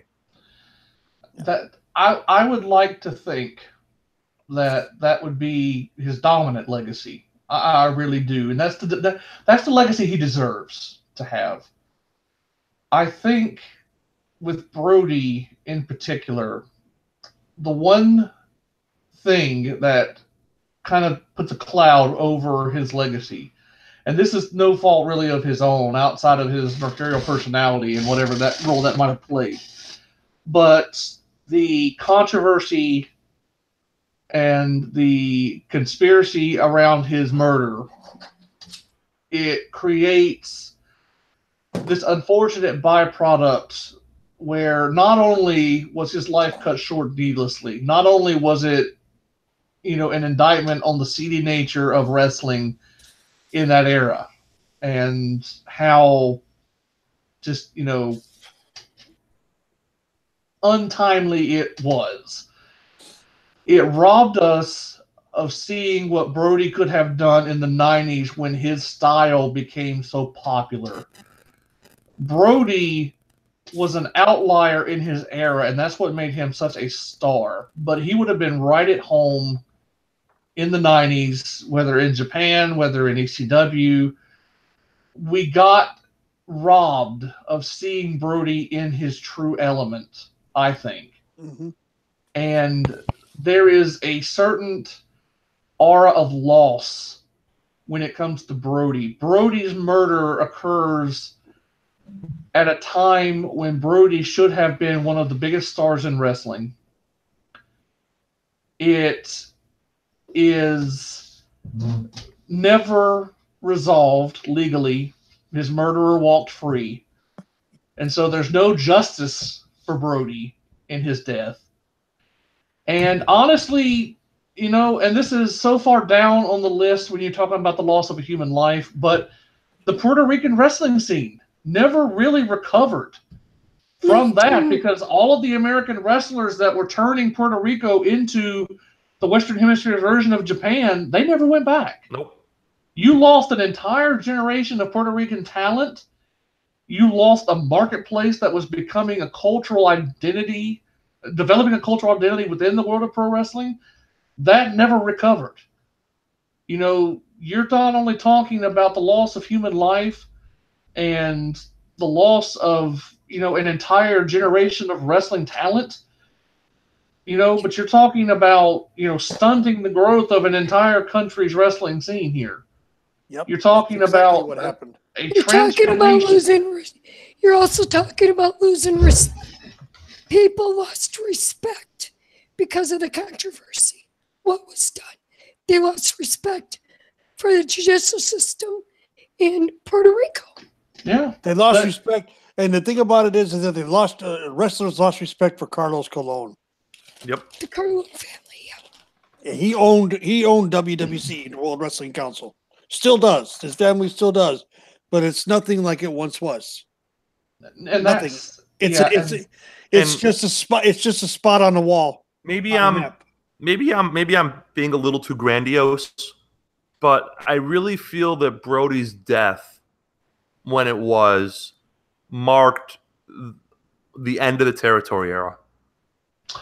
And because he was such a draw who wasn't working for Vince, wouldn't work for Vince, that once he was murdered, I mean, that you look at when he was murdered, what, September of '88, right? No, July of '88.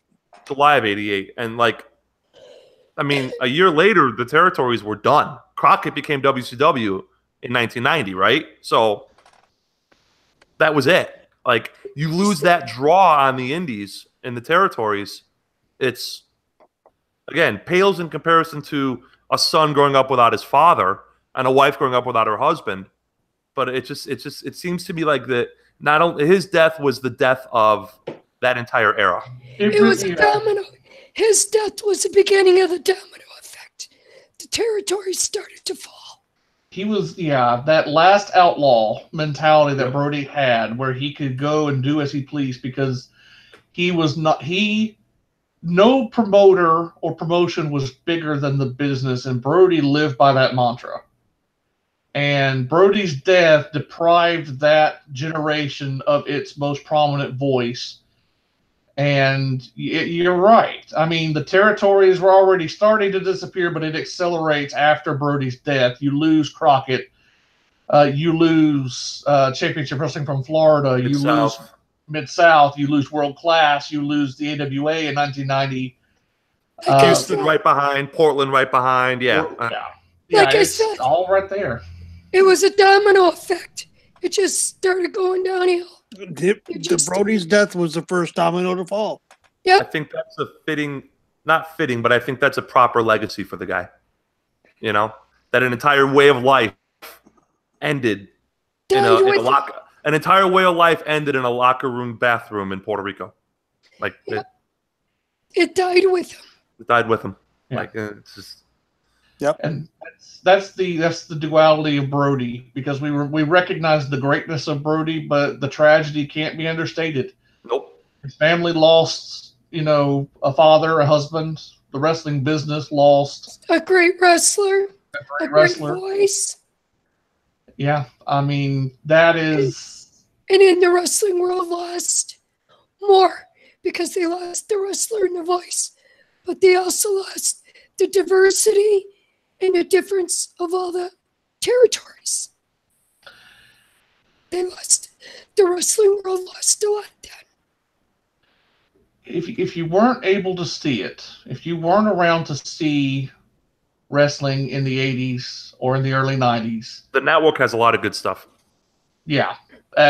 You got to get in there and just go back and experience what wrestling used to be. It was a different era. I know that's cliche to say, but it really was a different time, a different era. And, if you're looking for someone, whether it be on the network or on YouTube, if you get on there, you're just looking for a different slice of the wrestling pie. You could do, far worse than Bruiser Brody.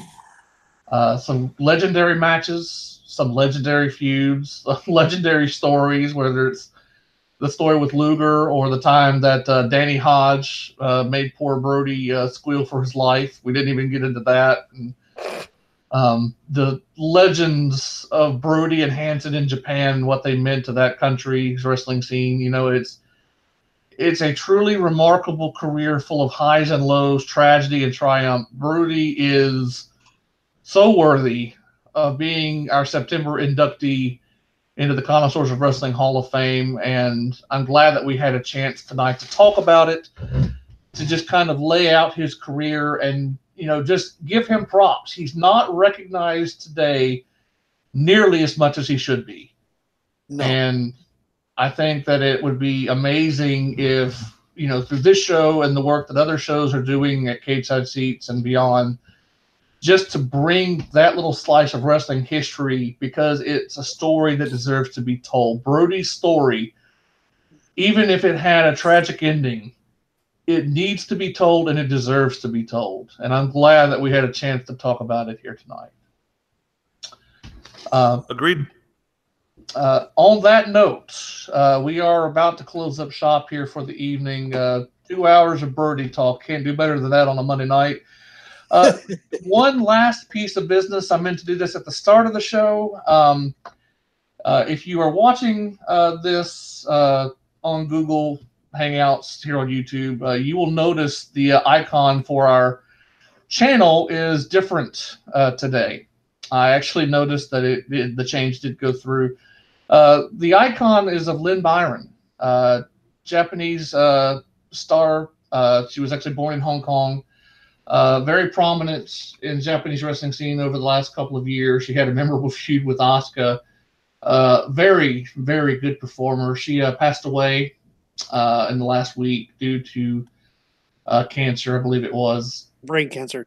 Yeah, they announced that she had passed away. So just wanted to do a little something to kind of pay tribute to her. She's a very popular star, worked in Stardom for a little while. So just wanted to send condolences to her family and the wrestling world suffering that loss. She went way before her time. So if you get a chance to ever go look up some of her work, a very talented performer, gone too soon. But just wanted to pay respects to her. We will be back at it again next week with a brand new episode of the Connoisseurs of Wrestling. We're going to be talking about one of my favorite tag teams. I'm sure everybody here is going to have plenty to say on that front. Got to throw some plugs out. Of course, we have the two shows that we like to plug the most here. Taker, the godfather of podcasting with Shooting the Breeze, Mr. Doc Senju, my new best friend. Saturday mornings, 11 a.m. Eastern, 10 a.m. Central Time, except on the weekends of the Big Four shows when it goes an hour early. I'll be looking forward to that show on Saturday. Of course, George, you've got Two Guys, One Sport. Yes, sir. With your tag team partner, Crazy Chris Colgan. That drops Thursday evenings, 9 p.m. Eastern, 8 p.m. Central. Thursdays, that is Two Guys, One Sport. Got an entire list of shows that we'd like to give some love to. Of course, we got the Bitter Boys Club with Brent Brookhouse and Ethan Page. Not Your Demographic with Stunning Stella and Enigma Aaron. We have Keeping Up with Kayfabe, Mark Riley, Jody May Esquire, and Jack King. Bros Before Elbows with Anthony Farrett and Tommy. And the unaffiliated podcast that we like to give some love to. Of course, we got Fizzy's Wacky World of Wrestling with William Fitzpatrick. The Violent Wrestling Podcast, been doing some great work here lately. Ambrose Alley and Prince Moxley Lopez. We got Match Fixing with Don Sal Cusmano on Cedar Bridge Media. Wednesday Night Shooting, Tanya Rogers and Andrew. Bad news about that show. That show has gone away. I forgot to tell you.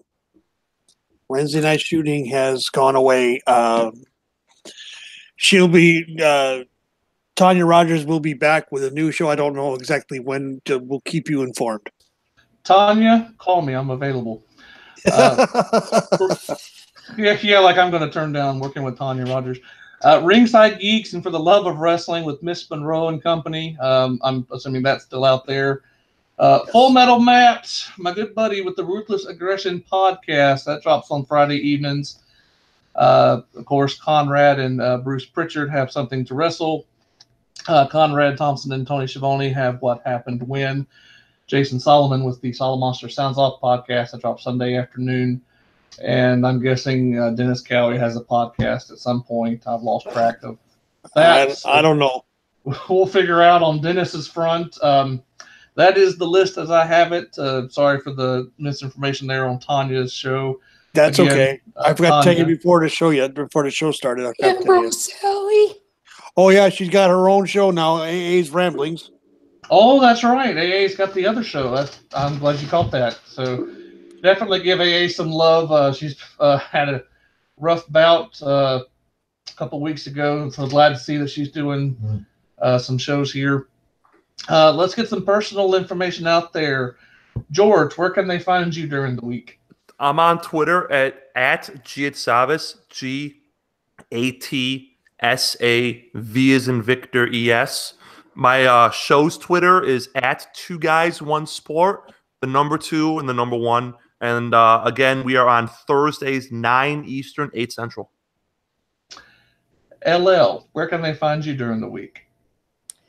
Find me on Twitter at Windstorm64. and here every Monday night. And Taker's Minion, good buddy. You can find me as always on Takers_Minion. You can find me on Saturday mornings, as he stated, as my good friend Biff stated, on Shooting the Breeze. You can follow that Twitter at Shooting the Breeze 1. That's BREEZ and the number 1. Also, you can find me here every Monday night at 8 Eastern, 7 Central, as we come back to do this all over again.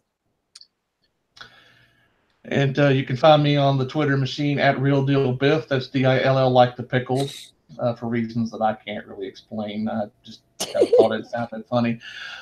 You can find me over at Cateside Seats, generally during the daily and nightly thread whenever I decide to wake up. Still got that project working with Sketch. Going to be unveiling that here hopefully within the next couple of weeks, so I'm looking forward to that. Here are the Connoisseurs of Wrestling. Catch us every week, new content. We got a full house now, and I tell you what, it's the best damn house that I've been a part of. It was a great show tonight. I hope you enjoyed it. Our Hall of Fame show for Bruiser Brody, Frank Goodish, is in the books. For George, for my illicit lover, for Taker's Minion, and the guy that was out sick and being a lazy bastard all month, Biff Kensington. Thank you for listening. Thank you for your patronage. Don't forget to hit that like button and subscribe. All our contact information down in the doobly-doo. We'll see you next week right here. Same time, same channel, Connoisseurs of Wrestling. Take care, guys. Good night.